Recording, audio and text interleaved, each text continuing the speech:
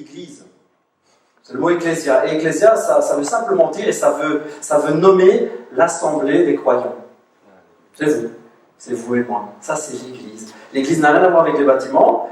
Le bâtiment, c'est l'endroit où on se réunit, alors il faut bien se réunir quelque part. Et avec le temps, on a fini par appeler ça l'église. Bizarre.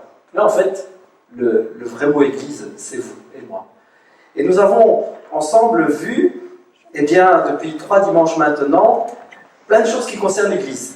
Nous avons vu d'où elle venait, ce qu'elle était née du rêve de Jésus, du cœur de Dieu. Nous avons vu que de ce petit rien du tout qui a commencé avec quelques hommes, un petit groupe de potes en fait, il y avait Jésus et son petit groupe là, ses amis, ensemble, de ce petit rien, le Seigneur va faire quelque chose de grand. Et il va dire à Pierre, tu es Pétros, tu es Pierre, et sur cette Pétra, je vais faire quelque chose d'extraordinaire. 2 mots grecs différents, avec une petite nuance qui semble toute simple, qui ne saute peut-être pas aux yeux quand on le prend en français, mais c'est simplement un petit jeu de mots de la part du Seigneur Jésus sur « tu es petit caillou et je vais bâtir grand caillou ». Pétra étant le petit caillou, le caillou qu'on trouve, Pétros, pardon, étant le petit caillou qu'on trouve, le caillou par terre, le caillou commun, la petite pierre, et Pétra étant synonyme de chaîne montagneuse, colline. Donc avec un petit caillou, moi je vais faire un roc, je vais faire quelque chose de grand, de fort. Alors en français, ça ne transparaît pas, tu es Pierre, et sur cette pierre, je bâtirai mon église. Pierre. Mais le Seigneur Jésus est en train de dire, de ce petit rien, je vais faire quelque chose de fort, je vais faire quelque chose d'extraordinaire. Nous avons vu que pour rendre cela possible, le Seigneur Jésus est mort, a donné sa vie et a envoyé le Saint-Esprit. Sans le Saint-Esprit, il n'y a pas d'action. Il n'y a pas de vie sans le Saint-Esprit. Le Saint-Esprit, c'est ce qui donne la vie, c'est ce qui donne l'enthousiasme, c'est ce qui donne la pêche, c'est ce qui donne envie, c'est ce qui fait que les choses se font. Ça, c'est le Saint-Esprit. Quelque chose d'extraordinaire que si vous n'avez pas expérimenté, si vous n'avez pas reçu, il faut être un super top chrétien, je suis désolé. C'est pas pour tout le monde. C'est pour tout le monde. La Bible nous dit que, et Jésus dit que c'est pour tout le monde. Il ne faut pas atteindre un certain niveau de perfection et de chrétienté. Peut-être après des années de dur effort, peut-être j'arriverai à avoir un peu de Saint-Esprit de la part de Dieu. Non! C'est pour tout le monde. Et c'est direct. Alors qu'on donne son cœur à Jésus, on dit, moi je veux te servir. Le Seigneur déjà nous fait naître de nouveau par son Saint-Esprit. Mais alors qu'on veut marcher avec lui, la Bible nous dit qu'on peut recevoir une présence de Dieu dans nos cœurs. Il ne faut pas spécialement être meilleur, être moins pire. Il faut juste le vouloir. Il faut juste croire, s'approcher du Seigneur. C'est une promesse. C'est une promesse, elle est toujours d'actualité. Elle est toujours pour vous, elle est toujours pour moi. Nous avons vu également que l'Église avait un rôle. On a vu que c'était le cœur de Dieu, que c'était ce que le Seigneur voulait, Dieu voulait le rêve, l'amour de Dieu sur terre, c'était l'Église, ça allait porter son projet, ça allait être le fer de lance de son action sur terre, et nous avons vu que malheureusement, l'Église a endossé un rôle qui n'était pas le sien. Le Seigneur, il voit, Jésus, il voit cette église naissante, il dit, avec ce petit tas de cailloux, moi je vais faire un bâtiment, image un bâtiment, je vais faire quelque chose de grand, je vais faire quelque chose de fort, et puis ils vont aimer les gens, et puis, mais qu'est-ce qu'ils font? Oh les gars, mais c'est pas ça que je voulais, c'est pas ça que je voulais. Ils se mettent à juger les gens, ils se mettent à condamner les gens. Avec les années, on voit que s'installent des règles, on voit que s'installent des rigueurs comme ça. Et puis on commence à dire, oui, mais eux, puisqu'ils ne nous suivent pas, c'est méchant. Puisqu'ils ne veulent pas nous suivre, alors on ne doit pas spécialement les aimer, c'est vrai. Le aimons-nous les uns les autres devient aimons-nous entre chrétiens. C'est bien plus facile, c'est plus cool. Et puis le aide ton prochain, donne ta subsistance, ça devient, oui, je vais aider mes copains. Mes potes de la même église. On ne va quand même pas les donner notre morceau de pain au gars qui est dans la rue. Et qui, en plus, le gars, il ne se donne même pas la peine de vouloir croire à ce qu'on raconte, après tout. Et ça devient un club. L'église est devenue un club. Tu veux être membre? Alors, la règle, long comme le bras, il faut faire ci, il faut faire ça, il faut faire ci, il faut surtout pas faire ça, et puis tatati tatata. Et si tu rentres bien dans les règles, alors peut-être on étudiera ton cas, et on pourra t'admettre ou pas comme membre. L'Église a endossé un rôle qui n'était pas le sien. Jugé, condamné, méprisé, frappé, blessé. Évidemment dans le cœur, par les paroles, mais malheureusement, dans les actes. Dans les actes. Et nous avons vu ensemble que l'évangile se propage, que Paul va de ville en ville, des villes se donnent au Seigneur, et on voit qu'il y a toute une population religieuse qui ne veut absolument pas que les choses partent comme ça en toute liberté, que tout simplement les gens disent oh, il faut un petit peu cadrer tout ça. Et on a vu ensemble que Paul a dû se défendre, que Paul a dû aller s'expliquer. Il est allé voir les big boss, il est allé voir les super, les premiers, les apôtres. Il est allé voir les apôtres à Jérusalem, il a dû se battre presque avec eux. Il a dû se battre avec eux parce que les apôtres, ce qu'ils entendent, ce qu'ils reçoivent, c'est que,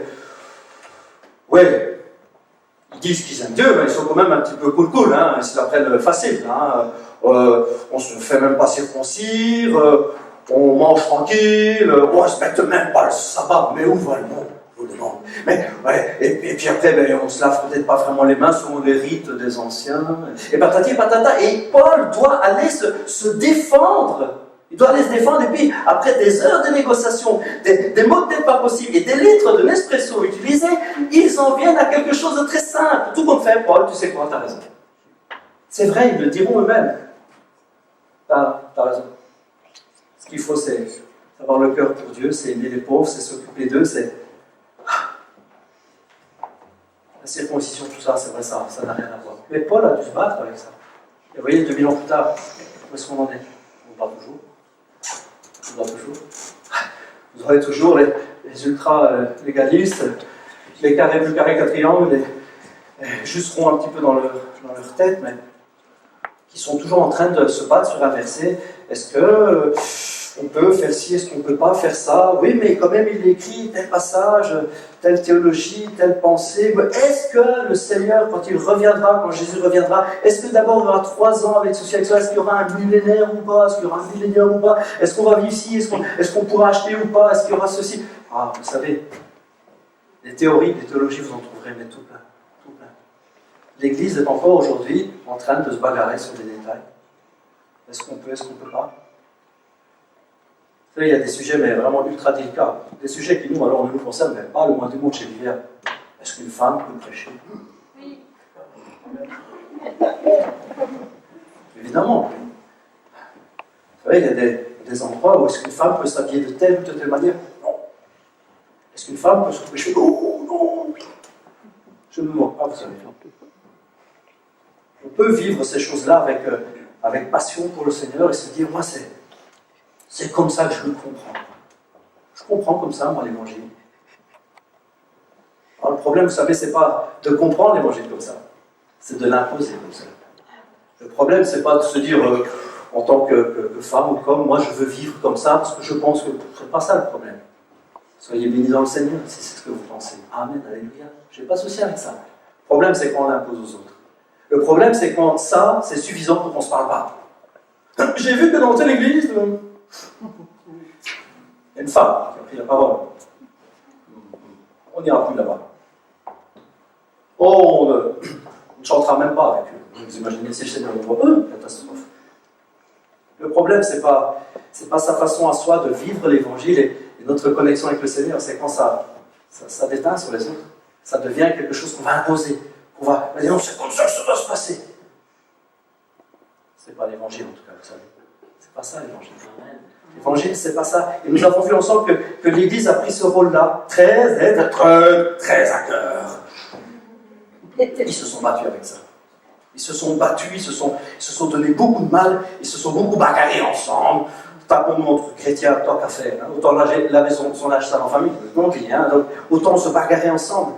Et nous avons vu ensemble que l'Église s'est enlisée, s'est donné beaucoup de mal pour essayer de débattre de tous ces sujets théologiques hyper et méga importants. alors que nous sommes appelés à vivre un rêve. Nous sommes appelés à vivre un rêve avec le Seigneur, vivre son rêve. Et nous sommes appelés à vivre ensemble ce rêve. Le rêve de Dieu ne se vit pas tout seul. Vous savez pourquoi je dis ça? Seigneur, Jésus, Dieu, commencement créé. Ce que la Bible nous dit. Hein? Dieu a créé. Mais on nous dit aussi dans Jean que tout a été créé par Jésus, pour Jésus, avec Jésus. Donc on peut dire qu'ils l'ont créé ensemble. C'était un. Créé ensemble. Et puis, voilà-t-il pas que l'homme est créé. Alors, l'homme est créé. Et qu'est-ce que remarque Dieu tout de suite? C'est pas bon qu'il soit tout seul. Ben, il n'avait pas péché, il était parfait, il était nickel à ce moment-là. Il avait une connexion avec Dieu hyper parfaite. Wi-Fi impeccable, top signal, il y avait des antennes partout, c'était nickel. Le Seigneur venait le voir, il voyait le Seigneur, il parlait à Dieu face à face, comme ça. Pas de péché, pas de problème, pas de théologie, il n'y avait rien du tout. Il y avait juste le Créateur et sa créature. Et à ce moment-là où la reconnexion est parfaite, où l'homme a une connexion parfaite, il dit ben, ça va pas, il est tout seul. Il y a Dieu avec lui, non, il est tout seul. Nous n'avons pas été créés pour vivre seuls. Nous n'avons pas été créés pour vivre l'Église seule. Amen. L'Église, par définition, c'est l'assemblée des croyants. Ils sont tous ensemble unis. Et là où on perd du temps à se bagarrer sur la théologie, on devrait chercher les choses qui nous rassemblent, nous mettre au pied de la croix ensemble. Ça nous rassemble. La croix de Jésus, le sacrifice de Jésus nous rassemble. L'amour de Dieu nous rassemble. Et les détails théologiques, mais qu'est-ce que ça peut faire? Est-ce que Jésus s'est embarrassé avec tout ça? Je vous pose vraiment la question. Est-ce que Jésus s'est embarrassé avec tout ça? Mais Jésus, ben lui, il y a un dimanche, il fait un truc, et puis tout le monde dit on ne peut pas faire ça le dimanche, oh. Le dimanche, on ne peut pas faire ça. C'est ça va. Jésus dit, les gars, vous n'avez peut-être pas compris, mais c'est l'inverse. L'homme n'a pas été fabriqué pour respecter le sabbat. Le sabbat a été donné à l'homme pour se reposer, pour se connecter avec Dieu. À la base, c'est juste ça. Alors que l'homme travaille comme un acharné, 6 jours par semaine, le Seigneur lui file un jour de congé. Le 7e. Et ce jour-là, il dit, ben, tu sais quoi, au lieu de bosser comme tu fais tout le temps, arrête de penser à ta petite personne, pense un petit peu à moi. Et ce jour-là, tu vas mettre à bas juste pour moi, pour qu'on se connecte, toi et moi. Parce que tu sais, tu cours, tu galopes, tu rates ton bus, et qu'est-ce que tu fais? Tu meurs à la fin. Tu t'occupes absolument pas de moi. À la base, Jésus leur dit, le sabbat a été fait pour l'homme, mais l'homme n'a pas été fait pour le sabbat. C'est quoi dans ce sens-là? Vous prenez tout à l'envers. La loi n'a pas été faite pour que l'homme la respecte. L'homme a été fait pour connecter avec Dieu, pour être avec lui. Et dans tout cela, eh bien, nous, ce que nous voulons retenir, nous, ce que nous voyons, dans tout cela, c'est que l'Église s'est bagarrée sur beaucoup de sujets. Mais nous sommes appelés à vivre ensemble, à vivre le rêve de Dieu ensemble. Et j'avais vraiment à cœur de vous partager 3 points très simples. Ce que j'ai appelé le vivre ensemble. Pour vivre ensemble, il faut apprendre à le vivre ensemble. Il y a des choses, vous allez voir, des choses simples. Mais là, l'Église, c'est quelque chose que nous allons vivre ensemble. Nous allons nous lever ensemble, nous allons réveiller une génération ensemble, nous allons aider les pauvres ensemble, nous allons aimer ensemble, nous allons nous battre ensemble, nous allons faire des choses extraordinaires ensemble, avec le Seigneur, mais tous ensemble, les uns avec les autres. C'est ce que nous voulons. Nous allons aimer, nous allons avancer, nous allons proclamer.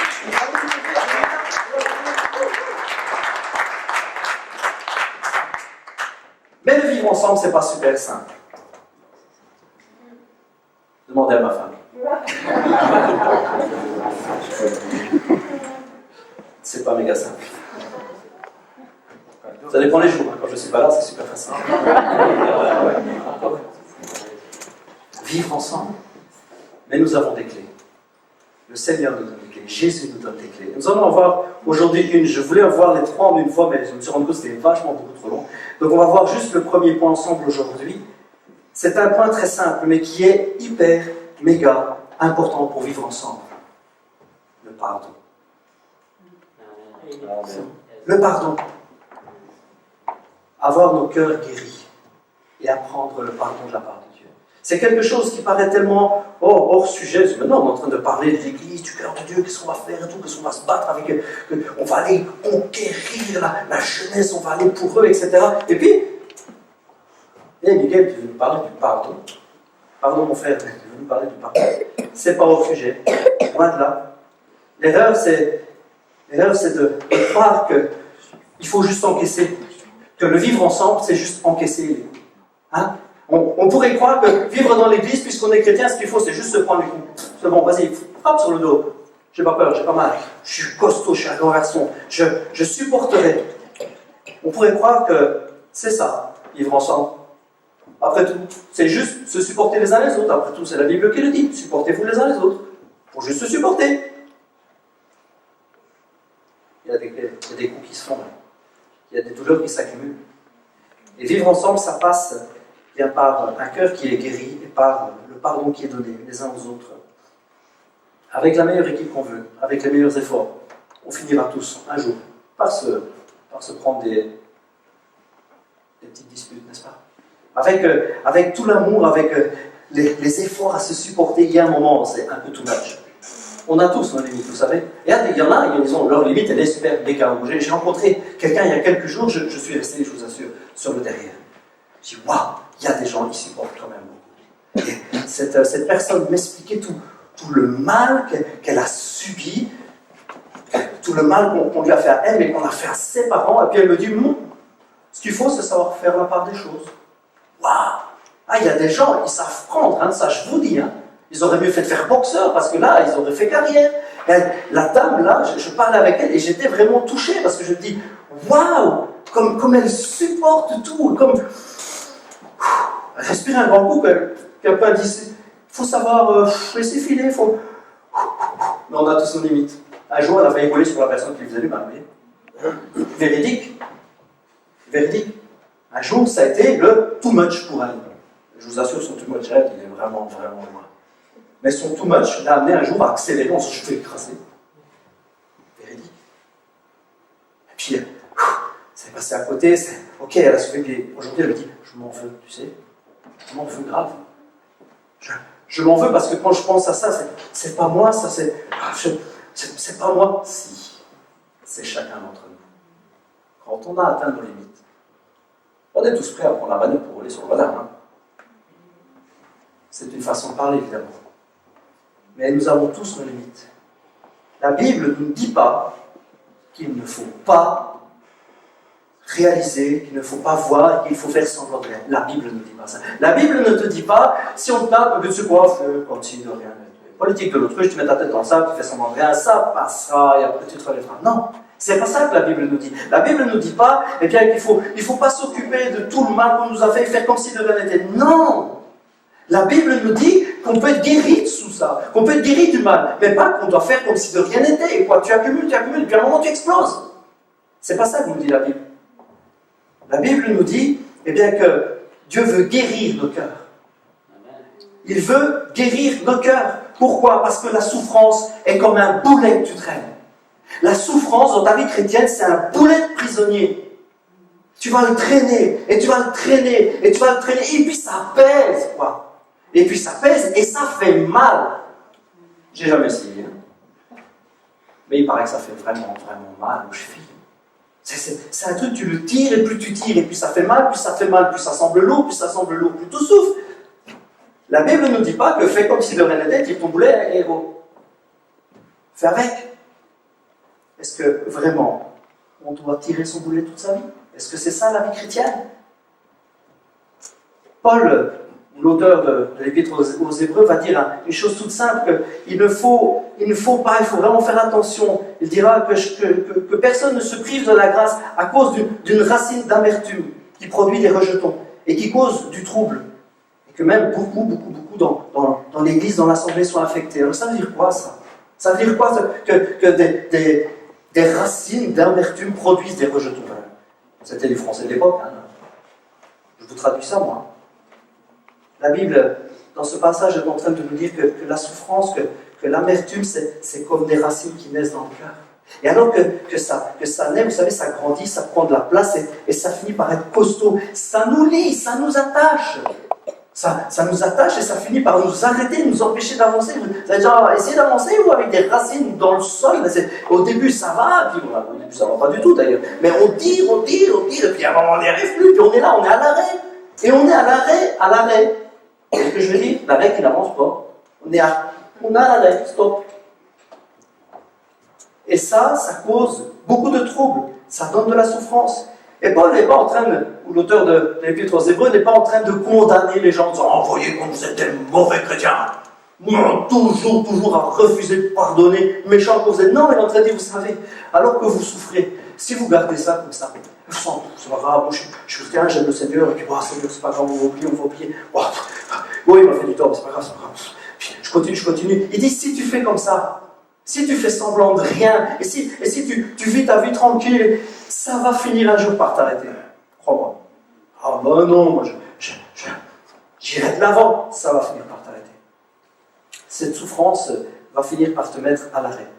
Il faut bien comprendre ceci. Cet arrêt va nous donner d'être tristes. Ça, c'est la haute théologie, hein, c'est la théologie du haut vol. Quand tu ne marches plus avec le Seigneur, tu es triste. Je m'explique. La destinée que Dieu a pour nous, c'est marcher avec lui. Dieu prépare un chemin pour chacun d'entre nous, pour moi et pour chacun d'entre nous. Il y a une destinée qui se prépare, des projets que le Seigneur fait sur nos cœurs, des projets que le Seigneur fait sur nos vies. Il veut nous emmener plus loin, il veut nous faire marcher avec lui. Et on ne sera jamais plus heureux que quand on marche avec lui. Mais le problème, c'est quand on se fait arrêter. Alors, ce n'est pas une question de mettre la condamnation sur les gens du t'es un mauvais chrétien. C'est pas ça que l'auteur est en train de te dire. Dis, tu marches avec le Seigneur, tu es heureux. Et tu sais quoi, au fur et à mesure que tu vas ralentir, que tu vas t'arrêter, et tu sais pas pourquoi, mais tu as mal au ventre, c'est des crampes, c'est les intestins, j'en sais rien. Mais je suis pas bien. Et au fur et à mesure que tu ralentis, tu te distances par rapport au Seigneur. Et c'est pas une question de légalisme. C'est pas une question que tu es un bon, que tu es un mauvais chrétien, que tu obéis bien ou tu obéis pas bien. C'est juste que comme tu t'arrêtes, t'es pas bien. T'es triste. Et ça ira jamais mieux que quand tu marches avec lui. Vous connaissez l'expression comme un poisson dans l'eau. Heureux comme un poisson dans l'eau. Prenez un petit poisson. Prenez un joli petit poisson. Vous le prenez, vous faites des petits bisous. Il est beau, il est mignon. Regardez-le comme ça, maman.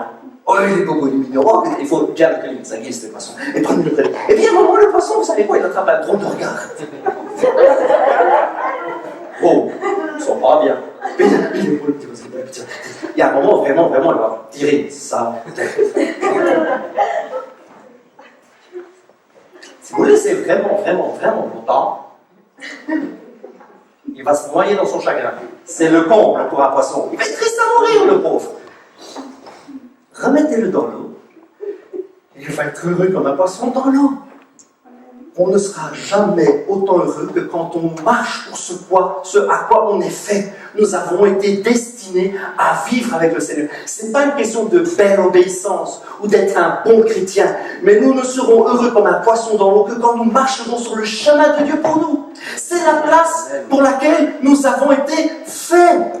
Nous sommes faits pour ça. Nous sommes fabriqués comme le poisson est fabriqué pour l'eau. Même en dehors de l'eau, il est tout mimi, il est tout mignon, mais il crève à la fin. Prends ta vie. Mets-la en dehors du chemin de Dieu. Ce n'est pas une question d'obéissance, mais mets-la en dehors du chemin de Dieu pour toi. Et tu sais quoi? Tout mimi, tout gentil. À la longue, tu ne vas pas te trouver bien. Ça va s'arrêter et tu vas finir par t'asphyxier complètement. Tu te prives d'une bénédiction. C'est une erreur de croire que notre joie n'est pas liée à notre marche avec le Seigneur. Je ne suis pas en train de vous parler de « Ah, si tu es un bon chrétien, Dieu te bénit ». Je ne vous parle pas de ça. Mais je vous dis que si vous ne marchez pas avec le Seigneur, vous n'êtes pas dans le chemin de Dieu pour vous et vous êtes malheureux. À la longue, ça se sentira, ça se ressentira, vous allez vivre avec un grand vide. On pourrait croire que notre épanouissement, notre bonheur, même notre bonne humeur, on pourrait croire que ça n'a rien à voir avec les choses de Dieu. En tant que chrétien, si, ça a à voir. Vous êtes bien connecté avec le Seigneur, vous êtes dans la paix, vous êtes bien avec lui, vous marchez avec lui, c'est lié. Ce n'est pas une question d'être un bon chrétien, de faire toute sa BA, de bien respecter tous les règles. Ça n'a rien à voir avec cela. On pourrait croire que ça n'influence pas notre cœur, mais ça influence notre cœur. Et dans toutes ces souffrances, dans tout ce qui nous lie, dans toutes ces amertumes qu'on garde, dans tous ces trucs qu'on endosse et qu'on dit « moi j'ai un dos costaud, moi tu peux y aller, moi le dos... » Tu peux frapper, j'ai pas peur. On encaisse, on garde, et puis à un moment, ça nous distance parce que ça fait des racines en nous, ça nous arrête, c'est comme un boulet qu'on traite, et puis on finit par se sentir pas bien, et on se demande pourquoi. On se demande pourquoi le Seigneur ne veut pas, Jésus ne veut pas que nous marchions comme ça. Jésus ne veut pas que nous marchions dans la peine continuelle. Il ne veut pas que nous marchions comme ça, la tête baissée, toujours en train de dire la vie est dure, je ne sais pas ce qui va pas, je ne suis pas bien, puis je prie, j'ai l'impression que Dieu ne m'entend pas, j'ai même plus envie de louer, etc. Ça ne va pas. Ça ne va pas. Je ne suis pas en train de te dire que du coup tu es un mauvais chrétien. Je te dis juste qu'il y a quelque chose d'autre pour toi. Si ça ne va pas, il y a quelque chose de mieux. Il y a quelque chose de meilleur. Il y a autre chose, une autre réalité pour toi. Et la chose commence avec un cœur nouveau que Dieu veut te donner. Un cœur nouveau. On peut être croyant. On peut croire en Dieu. Est-ce qu'on a reçu un cœur tout neuf, tout nouveau? Ce cœur neuf-là, il est en chair. C'est mou la chair. Parce que la Bible nous dit qu'à la base, on a une sorte de cœur de pierre. Le problème avec les cœurs de pierre, c'est que quand on tape dessus, ça laisse des coups. Ça laisse des marques qu'on ne peut pas effacer. Le problème d'un cœur de pierre, c'est que tu le casses en deux, tu le brises, il est brisé. C'est pas à le recoller facilement. Mais un cœur de chair. Le Seigneur nous dit qu'il veut nous donner un cœur de chair. Le cœur de chair, il est tout mou. Il est tout doux. Et surtout, il est en chair. Ça veut dire qu'il cicatrise. Les coups qu'il prend, il peut en guérir. À la base, si tu as un cœur de pierre tout doux, tout dur et tout fort comme ça, oh, moi je suis un vrai fort. Vous savez, moi dans la vie, j'ai du caractère. Si tu avais vécu ce que j'ai vécu, tu n'as pas connu la guerre. Eh bien, moi je suis un costaud. Ouais, mais les costauds, ils finissent par se faire casser par la vie, par les autres, par des amertumes, par des douleurs, par des souffrances. Alors que ceux qui ont encore tout, la plupart du temps, eh bien, le Seigneur veut nous donner un cœur de chair, un cœur doux. Il veut changer notre cœur. Dieu nous propose quelque chose d'extraordinaire. Il veut changer notre cœur. Et il veut essuyer les larmes de nos yeux. Drôle l'expression. Il veut essuyer notre souffrance. Il veut d'abord nous donner un cœur qui cicatrise, un cœur qui change, un cœur qui va être capable de guérir. Il veut nous donner un cœur qui guérit et qui sait, rejeter la souffrance. Mais il veut essuyer les larmes de nos yeux. On trouve cette expression-là dans le livre de l'Apocalypse. Vous voyez le livre de l'Apocalypse? Apocalypse. Si. Apocalypse. Ça fait plutôt Obélix, Apocalypse. Dans le livre de l'Apocalypse, tout à la fin, c'est tout dernier des livres, on a cette expression-là. On nous parle bien des gens, des chrétiens, des âmes qui arrivent au ciel. Et la Bible nous dit, Jésus va essuyer toute larme de leurs yeux. Waouh, c'est beau. Mais vous savez quoi? J'ai une super, méga bonne nouvelle. Nous sommes déjà dans le ciel avec le Seigneur. Bizarre ça. Assis avec Christ dans les lieux célestes. Voilà ce que dit Paul. Mais Dieu, riche en compassion, à cause du grand amour dont il nous a aimés, nous qui étions morts en raison de nos fautes, il nous a rendu la vie avec Christ. C'est par grâce que nous sommes sauvés, c'est un don. Il nous a ressuscités et fait asseoir avec lui dans les lieux célestes en Jésus-Christ. Et pourquoi? Il a fait cela afin de montrer dans les temps à venir l'infinie richesse de sa grâce, par la bonté qu'il a manifestée envers nous en Jésus-Christ. Assis au présent dans les lieux célestes avec Christ. Ça veut dire que Dieu, quand il nous donne un cœur nouveau, alors qu'il nous donne un cœur qui cicatrise, non pas qui encaisse et puis qui casse, mais qui cicatrise, va nous donner un cœur différent par son esprit. Alors que nous avançons, il veut essuyer nos larmes de nos yeux, il veut nous donner de chasser la tristesse parce qu'il veut que nous vivions déjà le ciel sur la terre. C'est ça l'idée du passage. Il veut déjà que nous vivions le ciel sur la terre. Nous sommes déjà ici-bas censés vivre dans la joie. Nous sommes plus comme ça, des gens qui se posent la question pourquoi je suis dans l'hiver, qu'est-ce que je fais, où est-ce qu'on va, et pourquoi ci, et pourquoi là, et si un jour la terre elle explose, le stress, on va l'habiter où, et puis la pollution, et puis les magouilles, et puis ceci, et puis le stress, et puis la maladie, et puis la mort. Moi je fais quoi d'autre pour ça? On n'est plus déstressés, non? On n'est plus déstressés parce qu'on vit déjà le ciel sur la terre. Amen. Alors qu'on est déjà sur la terre, le Seigneur nous donne un autre cœur. Et nous vivons déjà au présent avec les règles du ciel.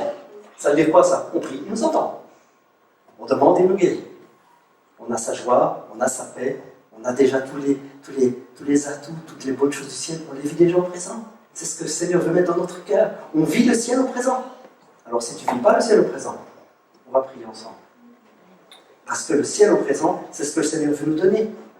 Oui, la guérison. Et le Seigneur veut nous donner un cœur, il veut nous guérir de notre vieux cœur. Le Seigneur veut nous guérir de notre vieux cœur. Notre cœur qui avec beaucoup d'orgueil, encaisse les coups, mais qui en fait en garde toutes les marques. Le Seigneur veut nous changer nos cœurs et nous donner un cœur nouveau, tout neuf. Et il veut nous apprendre à pardonner. Il nous donne la guérison de notre cœur, par son esprit, par sa paix, parce que nous vivons déjà le ciel aujourd'hui. Il nous donne à notre cœur. Il change notre cœur.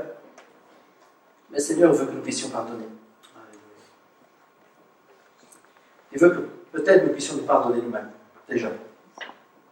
Parce que peut-être nous avons des sales histoires.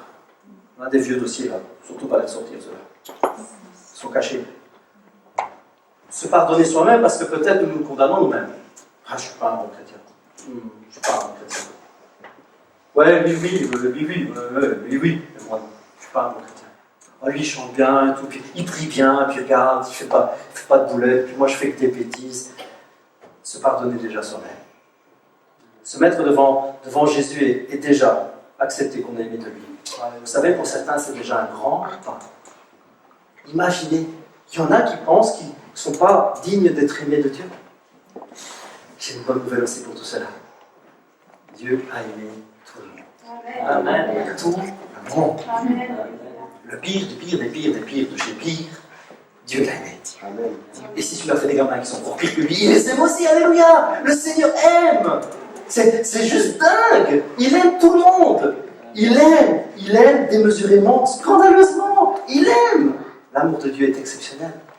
Il est exceptionnel. Et se pardonner soi-même, Dieu t'aime. T'inquiète pas avec ça. Il y a des choses à changer. Seigneur te bénira. Seigneur va t'aider. T'inquiète pas avec le reste. Seigneur va te bénir. Et surtout aussi, c'est vrai, si on se pardonne soi-même, si on accepte l'amour de Dieu, c'est aussi pardonner aux autres parfois, n'est-ce pas? Et vous savez, le pardon, c'est quelque chose quand même de fort abstrait. Moi, je réfléchis souvent là-dessus et ma femme m'en veut parce que je laisse la lumière allumée pendant que je fais ça le soir. Je réfléchis. Tiens, j'aimerais dormir. Vivre ensemble, ma chérie. Et j'attends que ça arrive jusque-là. Je réfléchis souvent.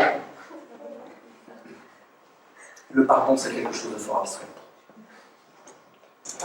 Pardonner, c'est difficilement vraiment saisissable.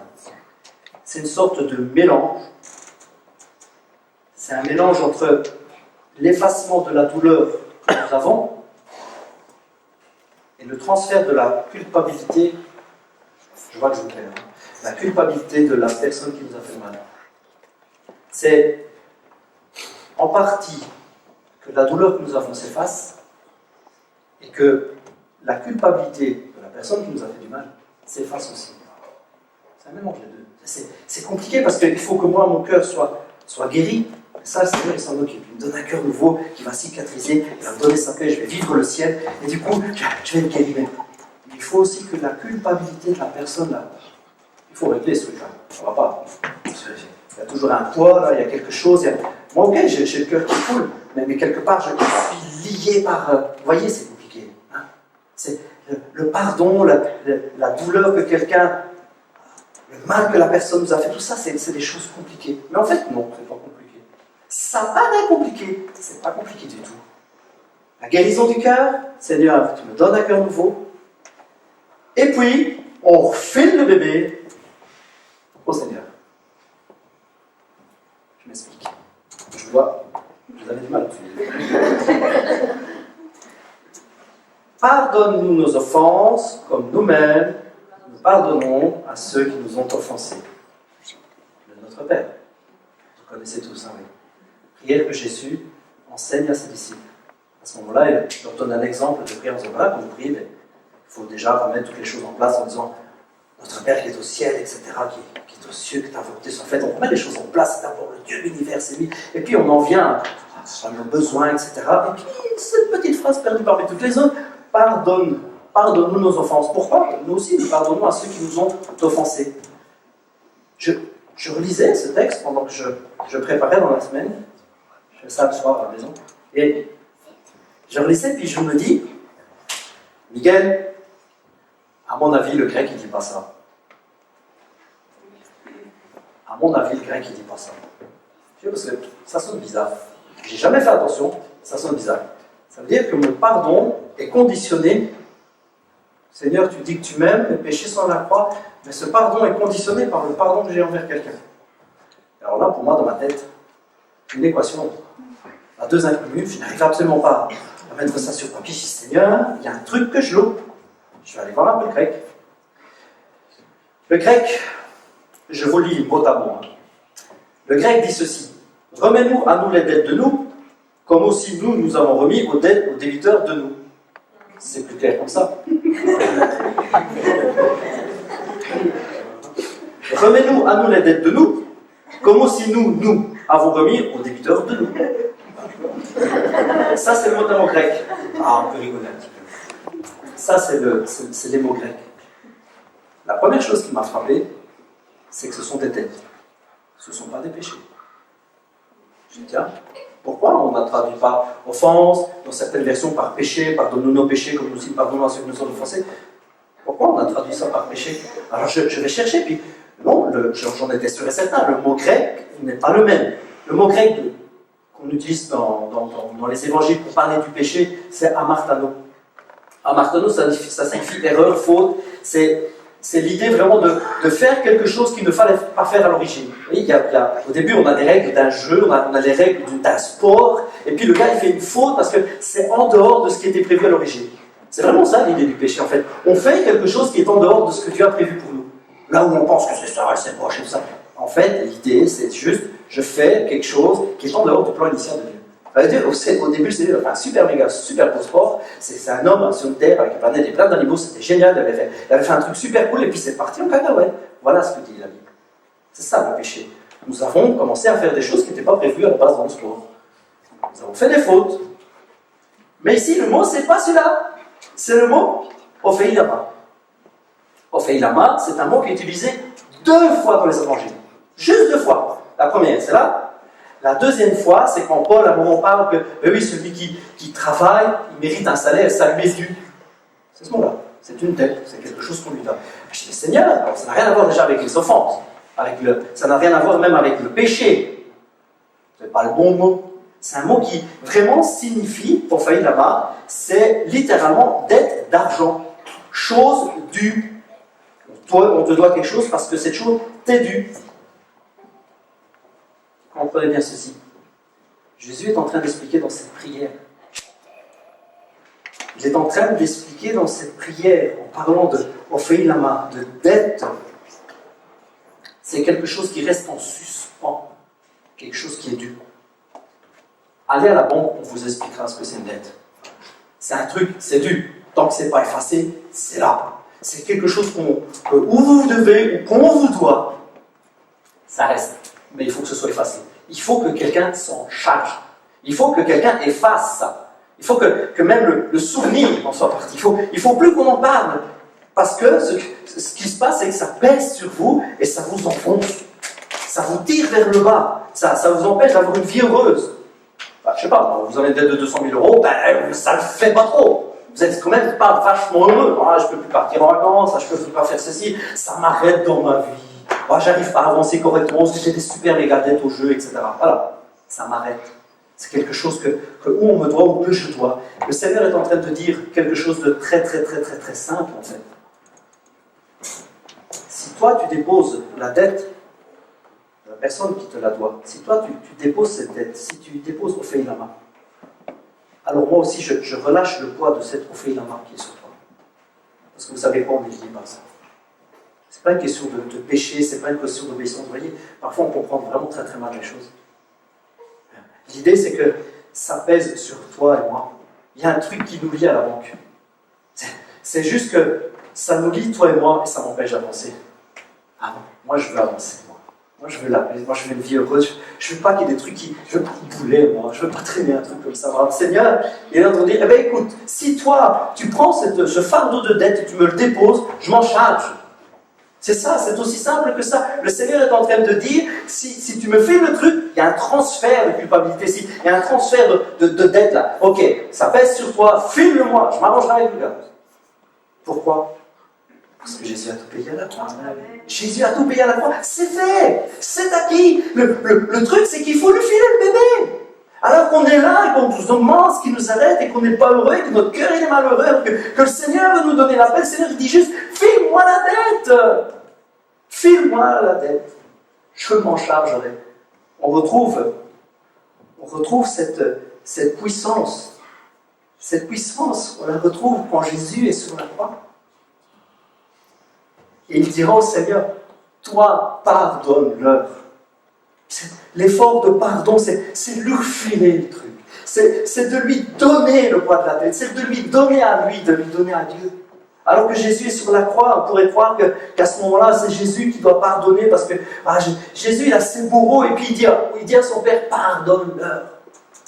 Et toi, tu crois que toi, tu dois faire des efforts pour pardonner? Non. Tu n'y arriveras jamais. C'est un truc c'est quelque chose qui te lie, toi et la personne, à la banque. Il ne faut pas essayer d'effacer toi-même. Il faut juste le refiler à Dieu.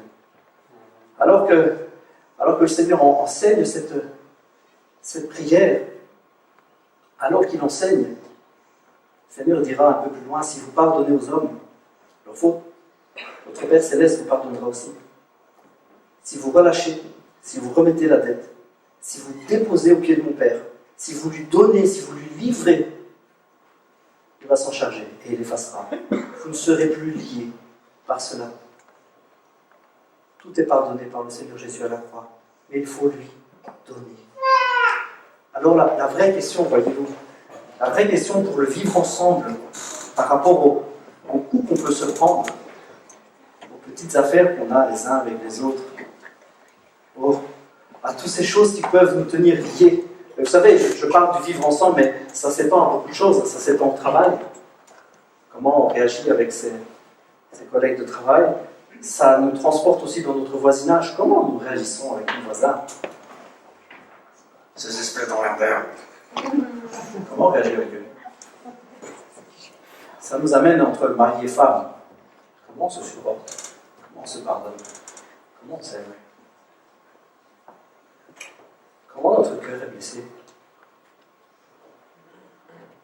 Comment vivons-nous notre vie chrétienne avec le Seigneur? Comment être une église belle si on a tous notre boulet, les gars? Hein? Comment être une église du cœur de Dieu si pendant qu'on marche on entend ça donnera envie, je vous dis. Mais chez nous, on est libérés. Ah oui, il faut ça. Vieille histoire. Mais on s'amuse, hein. Pour danser, c'est un peu embêtant, c'est nous. On a allongé l'échelle.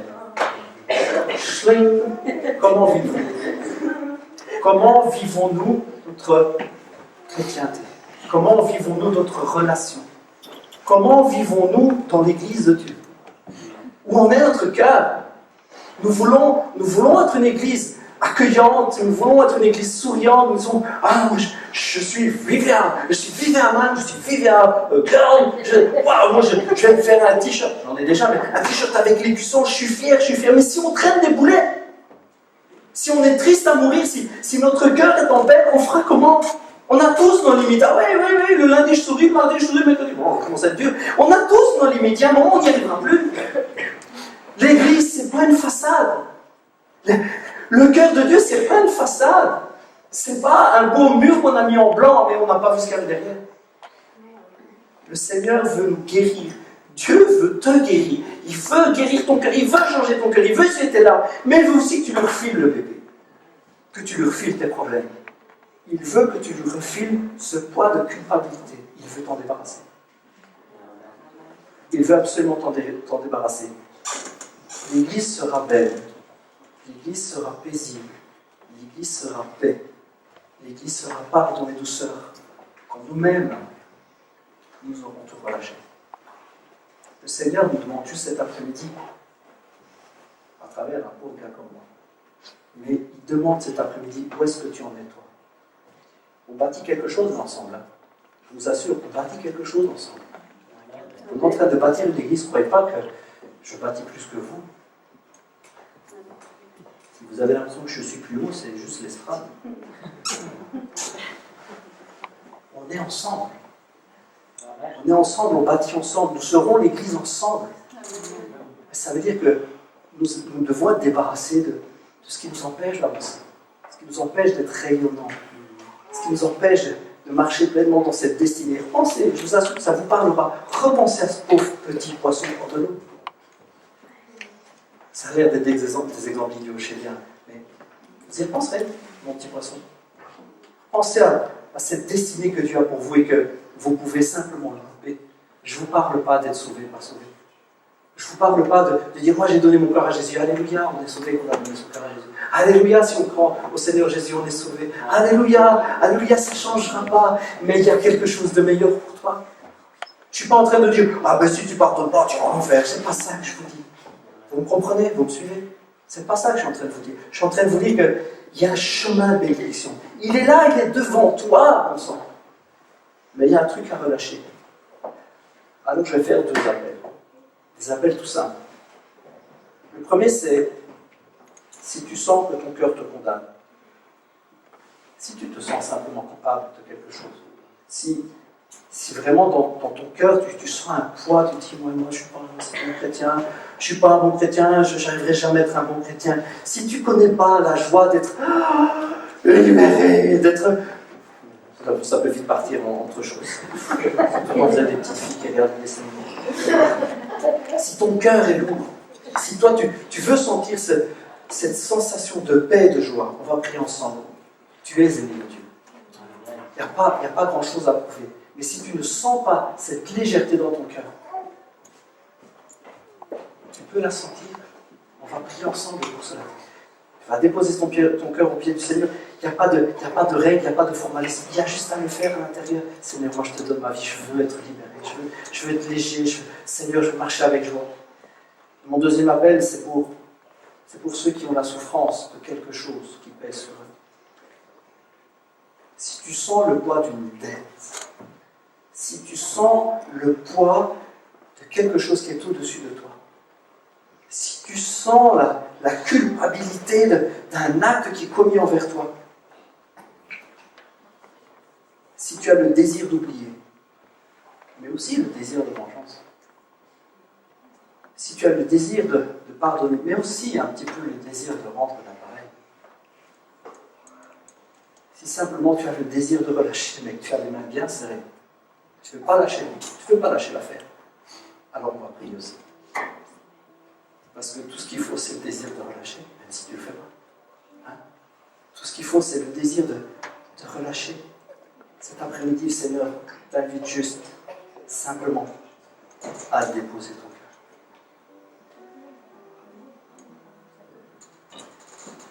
Nous allons prier ensemble. Seigneur Jésus, je te remercie. Je te remercie, Seigneur, parce que tu nous appelles à être une église belle. L'église au règne de la joie et la paix, Dieu Père. Je te remercie, Seigneur, parce que ce que tu veux pour nous rendre heureux, premièrement, c'est changer notre cœur, nous donner de vivre le ciel sur la terre, nous donner la paix. Et pour cela, c'est vrai, si nous avons un poids de culpabilité personnelle, si nous estimons mauvais chrétiens, ou simplement trop mauvais pour être aimés de toi, merci parce que le cœur nouveau que tu veux nous donner, Seigneur, ta paix, ta joie qui va venir, va nous rappeler, va nous dire et nous affirmer que nous sommes enfants de Dieu. Que tu nous aimes comme nous sommes. Je te remercie, Seigneur, parce que vraiment celui qui, cet après-midi, se sent dans cette situation, se sent non aimé, non reçu. Seigneur, je prie maintenant pour que celui qui se met devant toi, Seigneur, reçoive cette paix. Seigneur, mais je te prie aussi pour tous ceux qui ont un cœur blessé. Et tu sais, Seigneur, combien durant cette semaine, Seigneur Jésus, ça m'a travaillé. Seigneur, merci parce que tu es celui qui guérit les cœurs de tous les coups de l'extérieur. Seigneur, tu nous appelles à relâcher. Alors Seigneur, je n'ai peut-être pas les bons mots pour cela, mais Seigneur, je te demande juste de bénir les cœurs qui cet après-midi, Seigneur, à cause des coups reçus, se sont simplement arrêtés ou simplement marchent un peu moins vite, sont moins à te suivre, moins dans la pêche, moins dans la joie, moins dans l'enthousiasme. Seigneur, je te prie pour ces cœurs. Et si tu es dans cette situation maintenant, dépose ton cœur. Transfère la dette. Laisse-la au Seigneur. Et dis-lui comme Jésus sur la croix l'a dit, Seigneur, pardonne-lui. Simplement. Seigneur, je n'en ai pas la force, mais j'en ai le désir. Seigneur, je n'en ai pas là. Je n'y arrive pas, mais j'en ai tellement envie. Relâche maintenant.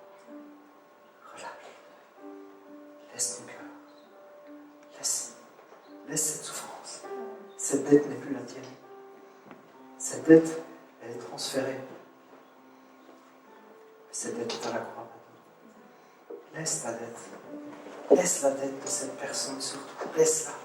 Abandonne. Laisse filer. Seigneur a payé pour toi. Seigneur a payé pour elle. Vous êtes tous les deux pardonnés.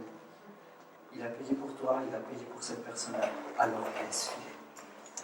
Merci Seigneur Jésus. Merci parce que nous pouvons vraiment, Seigneur, dans ta paix, dans ta grâce, nous mettre devant toi. Seigneur, nous recevons ta paix, nous recevons la joie que tu nous donnes. Nous la saisissons parce que c'est un choix que nous faisons. Nous voulons, Seigneur, nous voulons marcher. Nous voulons être une église belle, accueillante, une église souriante. Seigneur, nous ne voulons pas que ce soit une façade. Nous ne voulons pas que ce soit fabriqué. Seigneur, nous voulons vivre quelque chose d'authentique. Nous voulons vivre quelque chose de vrai, mais nous voulons communiquer quelque chose d'authentique et de vrai. Seigneur, merci pour les chaînes qui tombent maintenant. Merci pour les boulets qui sont détachés, Seigneur, des chevilles des uns et des autres. Merci, Seigneur, parce que tu nous libères maintenant. Seigneur, tu nous donnes la véritable joie. Tu nous donnes le véritable pardon maintenant par l'action de ton Saint-Esprit. Seigneur, merci pour ta grâce. Merci, Seigneur. Merci, Jésus. Merci, Seigneur Jésus. Merci parce que, Seigneur, nous sommes neufs. Nous sommes nouveaux, nous sommes nouvelles en toi, maintenant. Merci Seigneur Jésus. Alors que nous allons chanter un chant, je vous invite à rester vraiment dans cette communion, à déposer votre cœur au pied du Seigneur. Déposez-lui votre fardeau, votre souffrance. Déposez-lui, dites-lui, commencez à lui dire, Seigneur, je te dépose. Tu vois, il y a ça, Seigneur, ça m'a hanté pendant tellement de mois, tellement de semaines, tellement de jours, Seigneur, tellement d'années peut-être. Seigneur, toute cette souffrance, je te la dépose maintenant. Et alors que nous allons chanter, déposer au Seigneur. Faites-lui confiance, il payera, il a payé. Et guérira, alléluia. Et nous vivrons ensemble l'Église. Nous vivrons ensemble le règne de Dieu. Ensemble.